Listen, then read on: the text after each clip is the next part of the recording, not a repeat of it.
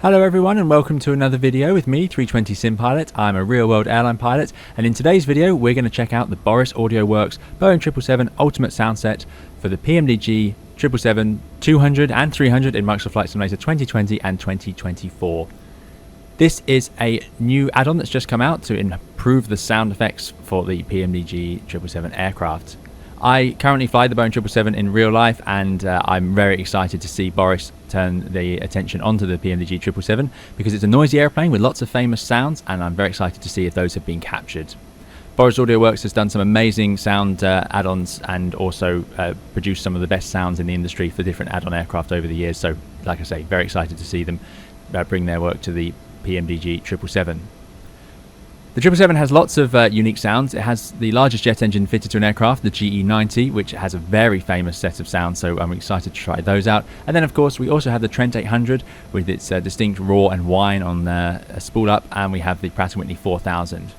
This add-on includes all three variants because I bought the Ultimate Soundset from Boris Audio Works, and this cost me £14 and 13 pence, roughly translated into UK pounds. So yeah, that's the price I paid. You can buy them separately, but a note of warning: if you want to fly the GE90 engine sounds, then you need the 777-300 or 200, so either of them work. If you want to fly the Trent 800 or the Pratt & Whitney 4000 sounds, that only works on the 777-200, and that's because you cannot get the 777-300 with the Trent or the Pratt & Whitney engine.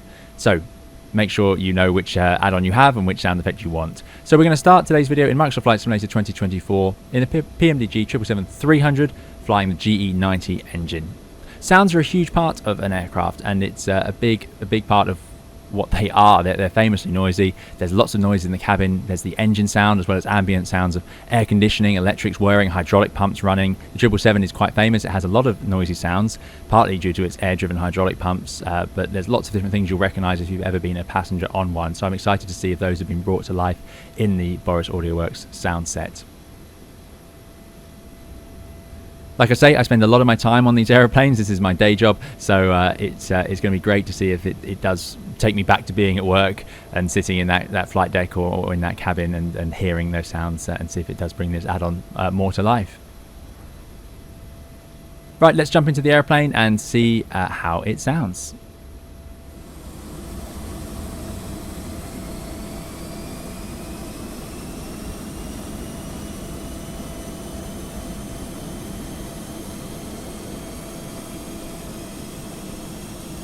You can hear each one spooling up individually.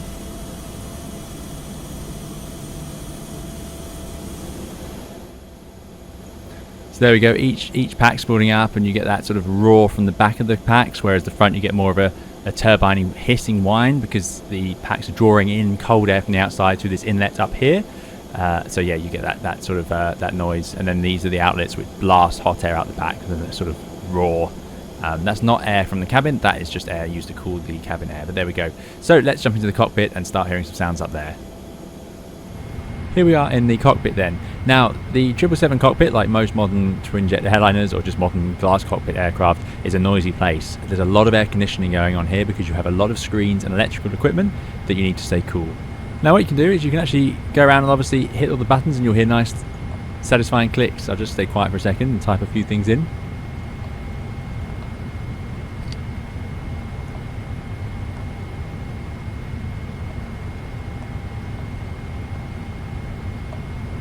So yeah, very nice. They're quite clicky, these trackpads. We're going to move some of the controls later on once we get the engines up and running, but you can just hear it there. I just hear that clunk. Very nice. That is pretty true. The real aircraft, this is a big clunky lever, the flap lever. It's not like the Airbus, very smooth and quiet. It's big clunky metal bits and all the mechanisms exposed, so yeah, very nice. But let's get on to the exciting bits. Let's pressurize the airplane ready for engines to start. Now what I'm looking for here is quite a unique thing to the Boeing aircraft, because Airbus aircraft don't have to pressurize like this. But what we're going to do is run the hydraulic pumps. What happens here is we put the electric pumps to auto, we turn on the main center system electric pumps, and then we put the demand pump to auto here. So we're doing a sort of an arc.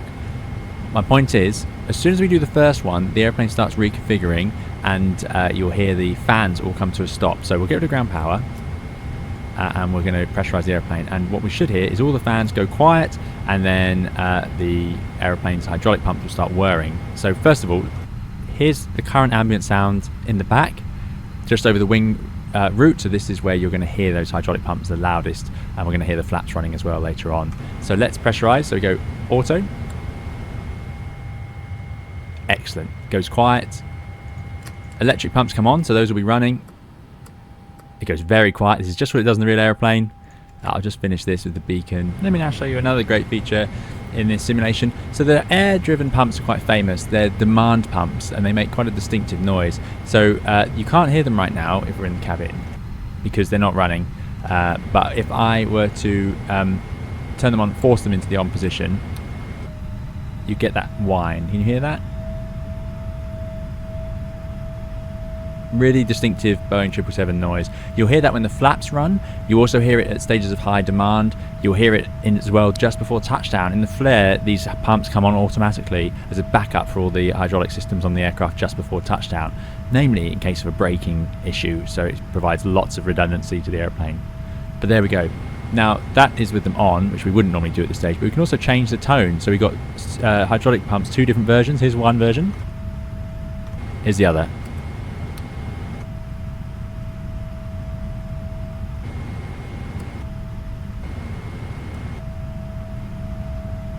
It's very subtle. There's a slight different whine to them.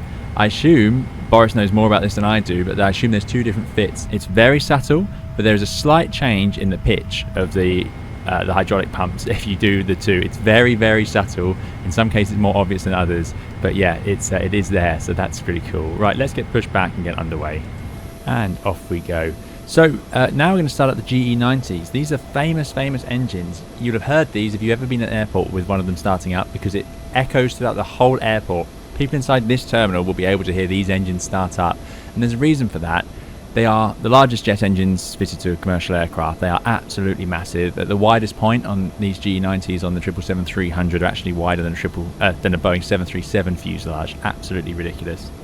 And what they do is they reach a certain sort of, I don't know if it's a resonance or what it is, but there's a point during the startup process where they become deafeningly loud and do this sort of roar that goes through your chest. It's not high pitched, it's quite a low sort of grumble. So I'm going to be listening for that on this startup.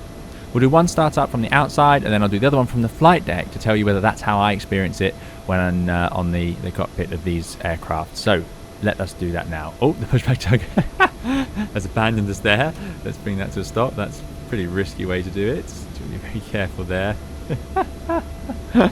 Ridiculous. Right, parking brake set. So we'll start the right engine first. Go to start and on. Hear that silence? That's absolutely right. The airplane diverts all air conditioning power. It turns off those air conditioning packs, and it's now using that air through the start valve into the engine. So let's go outside and listen to it.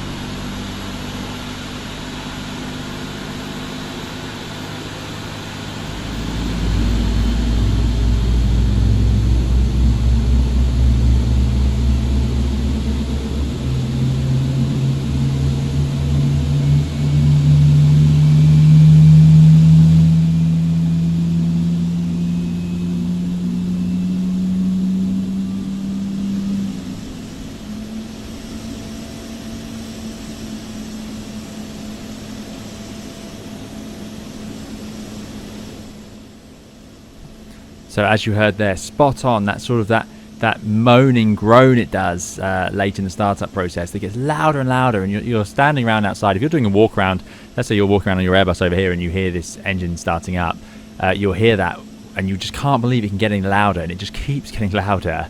It doesn't hurt your ears because, like I say, it's more through your chest, and then it just suddenly disappears as the engine reaches its sustained speed, which is what it's done there. I think that is captured just beautifully. Really, really great sound effect. Let's start the other engine from inside the flight deck then and compare it. So we'll go to the left engine, start and on. The air conditioning packs do the same thing. It goes very quiet on the flight deck. I'll turn up the sounds and we can listen in. Essentially, it's exactly the same. The only difference here is it's a little bit quieter because, of course, we are, 20-something meters in front of those engines.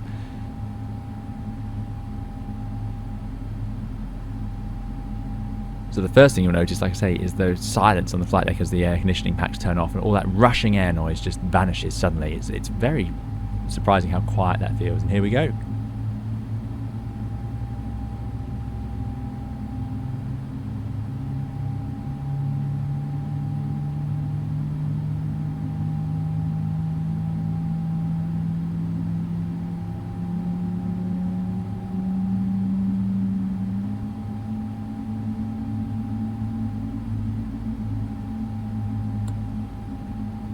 Absolutely spot on. It's muffled from the flight deck, but you can still hear it.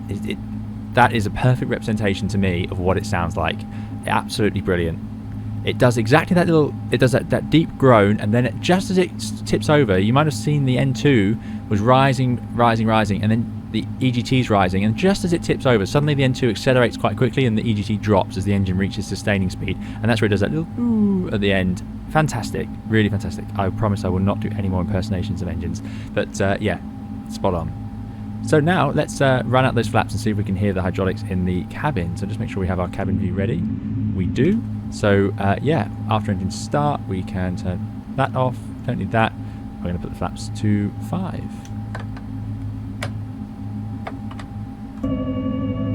Here they go. So the slats are running. So you can hear the pumps running, and in a moment we should see. Now you hear the flaps, and that's a separate sound. Look at that.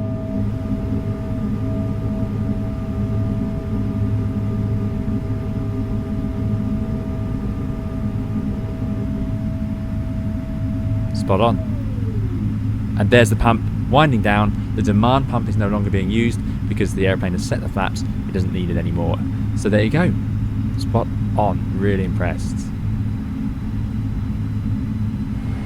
Now, Boris Audio Works has included a simulation of wearing noise-cancelling headphones. This is a really interesting one. You do wear noise-cancelling headphones. I think nearly every major airline now across the world will provide noise-cancelling headphones for their pilots. It's just a sensible mitigation for loss of hearing. A lot of pilots lose hearing in certain parts of their hearing range over the years, and obviously that can be bad for your medical license to keep flying. We don't want our pilots going deaf, so noise-cancelling headphones are a really, really big part of that.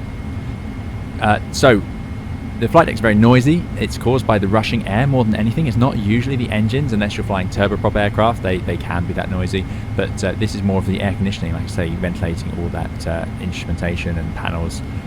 As I said, when you start the engines and the air conditioning turns off, it's such a relief. It's so lovely and quiet for just a second. Now, these headsets are usually not quite as big as the headset our co-pilot here is wearing. They're typically a little more lightweight, but they can be full GA headsets if you want, but crucially they have noise cancelling. So this is simulated by, if you press flight on the P3 panel down here, you'll hear that. It just goes so quiet. Now I would say this is a very good noise cancelling headset. It is not quite that distinct in real life, but there's a difference. And I think if we... So you can hear things like the buttons pressing. If I rev the engines,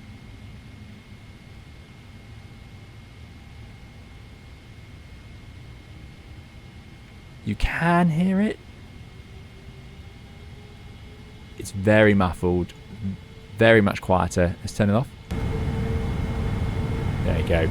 So I'm personally not going to use this feature.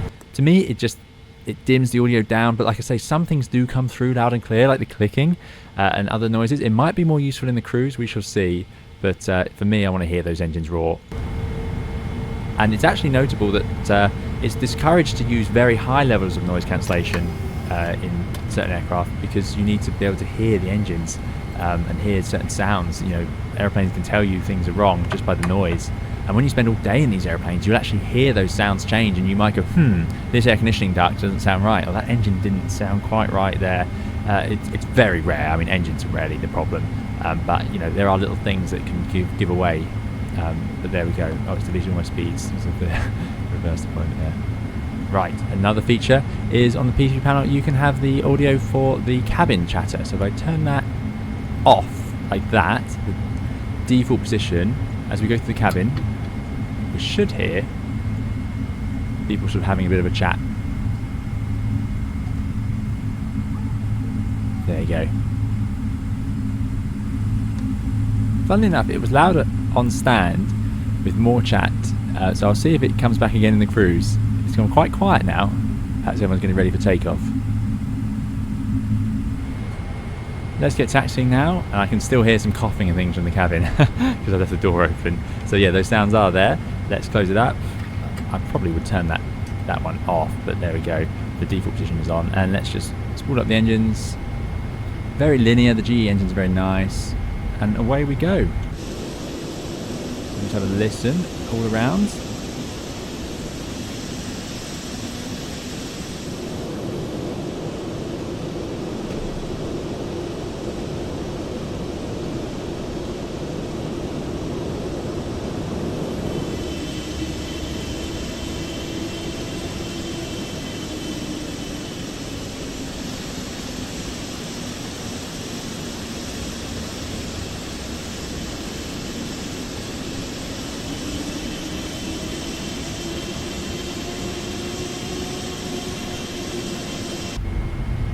Very nice indeed. Again, a nice muffled sense from the cockpit, but that sort of that nice whine it does at quite high power settings on the GEs. They're like I say, very stable engines, very nice to taxi with. I'll give them one more spool up on the flight deck. We have room here. That's a very fast turn, so I'm just holding on the brakes, give a bit of a rev.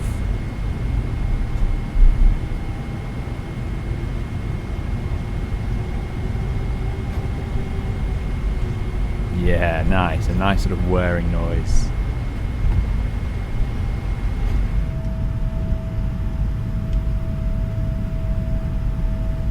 Right, it's time to take off in the GE90s. These are fantastic engines. They're going to make a real roar. I'm not going to talk during the takeoff. I want you just to be able to hear it. I will try and get an outside recording as well. So what we're going to do is listen out for the usual things. They make a distinct sort of roar. The Trent engines make a whine as you spool up. These make a big loud roar as they get into the higher RPM. So there's not a whole lot of noise until you get up into the high bits, and then you'll hear them sort of roaring along. It's very distinctive. It's hard to describe. Just listen out for it. See what you think. So let's get the airplane going. I'm going to, like I say, get an outside shot separately. So parking brake is going to be released.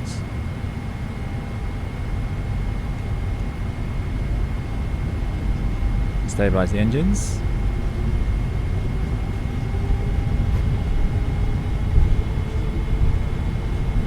Press toga.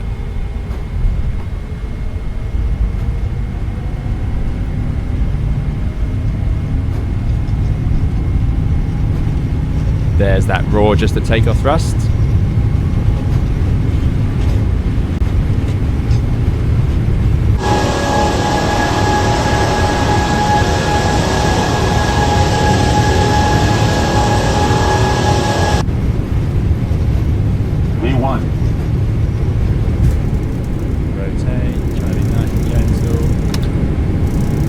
Ah, that was good. I heard the auto brake click off. Bit of an overpitch there. That's positive brake. Gear up. I'm not doing a good job here. I need to retune this side stick. That's my excuse anyway. Right, thruster FP now speed. Oh no, following that flight director around.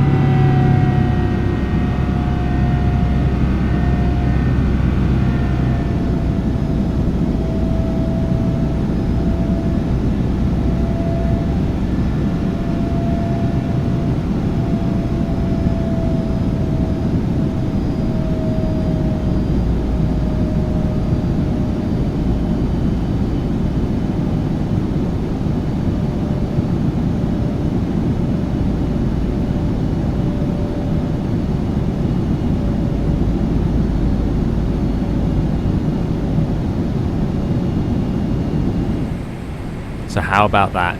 Just fantastic. The way it roars on takeoff, the way it spools up and down with that whine at just the right moment. I've got nothing else to say. It sounds amazing. This is as perfect a representation of the GE90 Soundset as I could ever imagine, and I think it's absolutely fantastic. And frankly, for the price, £14 for this and then all the other Soundsets, it's a fantastic deal. Now, the last thing I want to try is I'm going to speed up the airplane, because airplanes low down, if you get them fast, become really noisy in the flight deck. So let's see if we can get that air rushing sound to increase even more. I'm just curious. Rev up those engines. It sounds so good.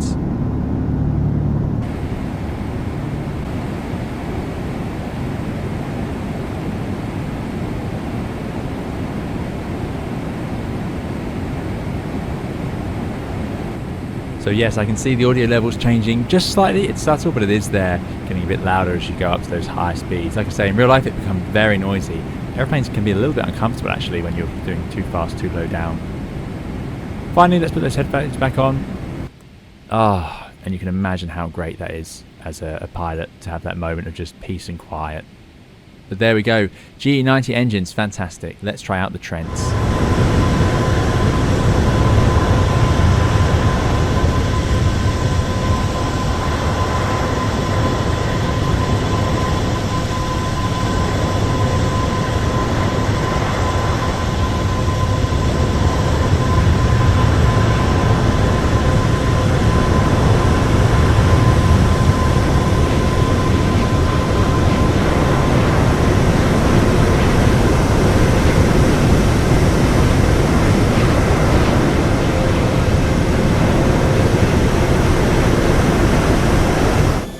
Here we are then sat in a Boeing 777-200ER in a Trent 800 engine.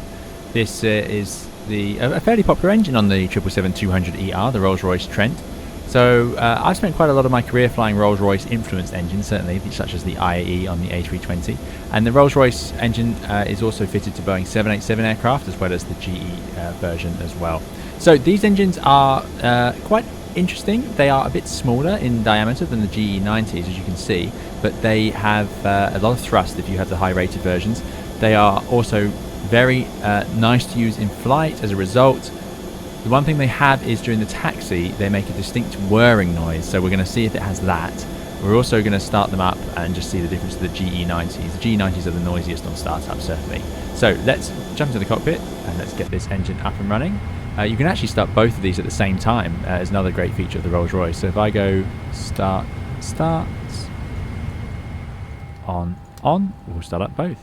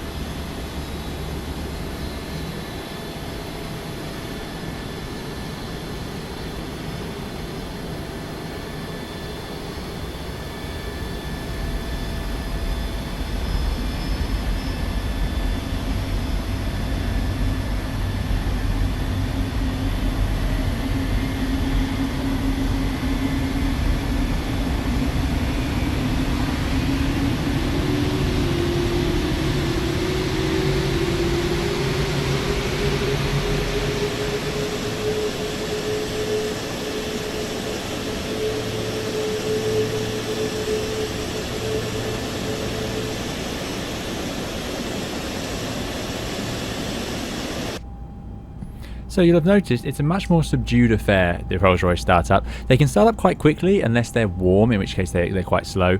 They do a little bit of cooling where they run themselves to cool down the EGT, a bit like the 320neo does. In the flight deck the sounds are very similar, but you don't hear much from the engines at all. That little whir you heard at the end of the startup is all you might hear. Yeah, quite subdued, quite easy going. Same noises with the fans and air conditioning, because that of course doesn't vary between the engine types. So here we are. So we're now in an airplane up and running, and what I'm really listening for is this sound. I'm going to play it to you now.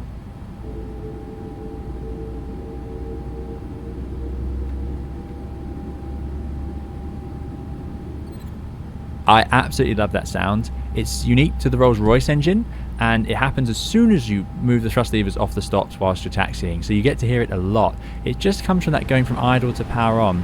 The Rolls-Royce engines are quite finicky to taxi with, because if you move the throttle like that, what happens is the EPR barely moves at all, which is what you're actually commanding. However, the engine does nothing and then suddenly will spool up. I actually think the PMDG is a little too forgiving. It's a little straightforward. Like you can see here, I'm actually able to control that M1 quite simply, even though I'm targeting the EPR, because that's just the way Rolls-Royce designed the engine. In the real aircraft, if you do that, absolutely nothing happens to the N1. It just sits still, and you get to here, and it suddenly revs forwards. A bit like it is there. It does eventually do it. So yeah, that's the sound effect I want to hear. That whir. Let's hear it from the outside as well.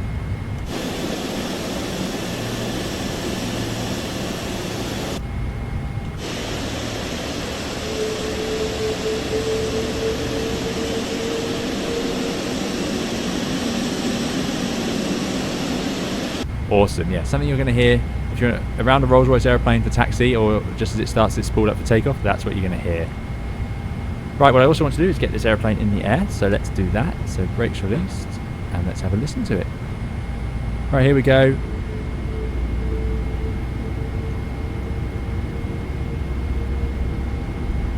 You actually stabilise these a little bit lower on the N1s. It should be about 44% is where it should end up. So these are slightly out, and then we're going to hit Toga.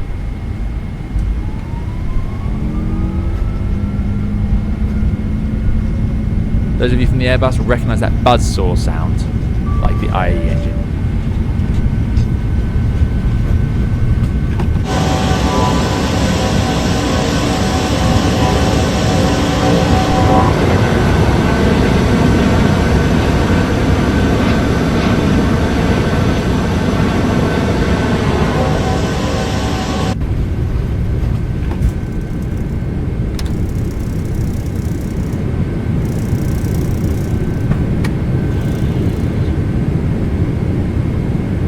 There's an amazing detail there. Just as the gear comes up, you hear a sort of a whir. I don't know what causes it, a little hiss it does, but yeah, it is modelled here. Really great to hear.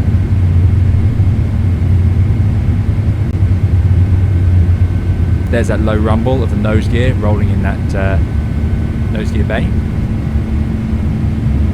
Oh, this is being set up for the wrong runway. This is loaded up onto 9 left. So you'll see it. This is not a procedural video. This is a video purely about the sounds. How about that?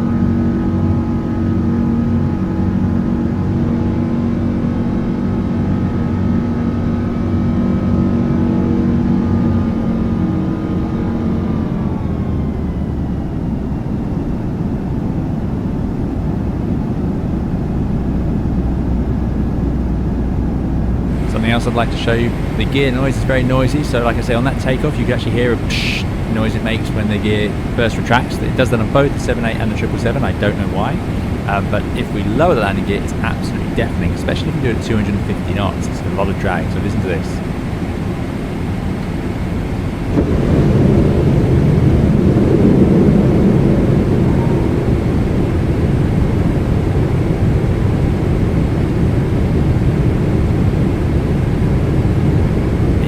outrageously noisy, and I love how that's modelled. It sounds absolutely brilliant.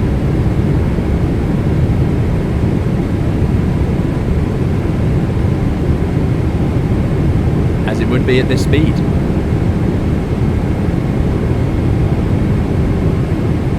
So in summary, no surprise, the sound effects on the Rolls-Royce engine are also fantastic. I couldn't think of a better sound set. I've got no complaints about it at all. It captures that whir. The one thing I needed these Trent engines to do was that whir as you taxi around and as you set the thrust for takeoff.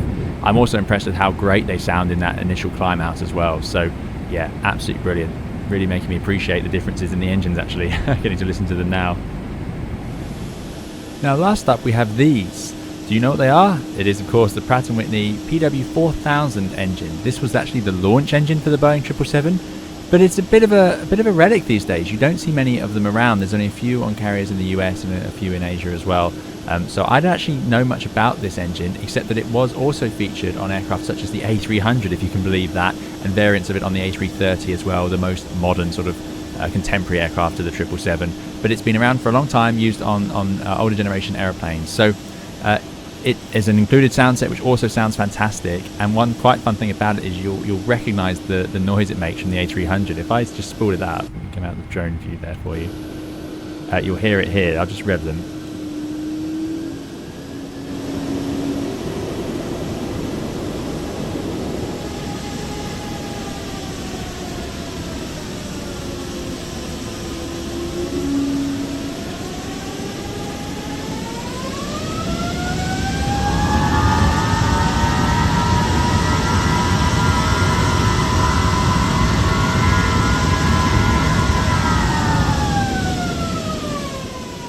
So they have a really fun sort of whir and a metallic roar once they get up to full power.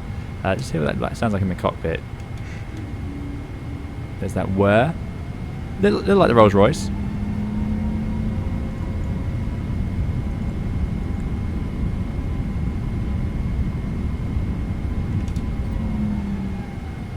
So there we go. It definitely sounds different. I can't tell you how accurate it is to the real PW4000s. I'm afraid that's beyond my my knowledge. Just have a roar from the outside as well, from behind. You get the higher pitched noise on the front of these engines, and then obviously a lower pitch roar from the air out the back.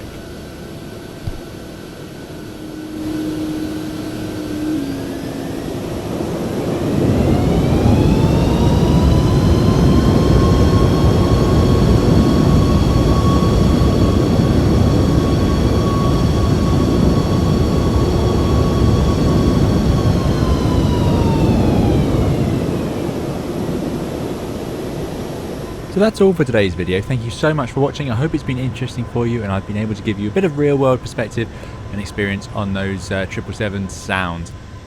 Needless to say, I am incredibly impressed with Boris's work on the 777 sound set. They are fantastic. If you have the PMDG 777 and you enjoy flying it, then this is, I think, going to be pretty much a must-have. It really elevates the experience. The sounds are phenomenal all across the board, and whichever engine you choose to fly, you'll have a great time listening to it. It brings those takeoffs to life, and it brings the flight deck to life as well. Absolutely fantastic, and for the price, like I say, I paid £14.13p, and that was for all three. I mean, and in Microsoft 2024 and 2020, I think it's a price well worth paying.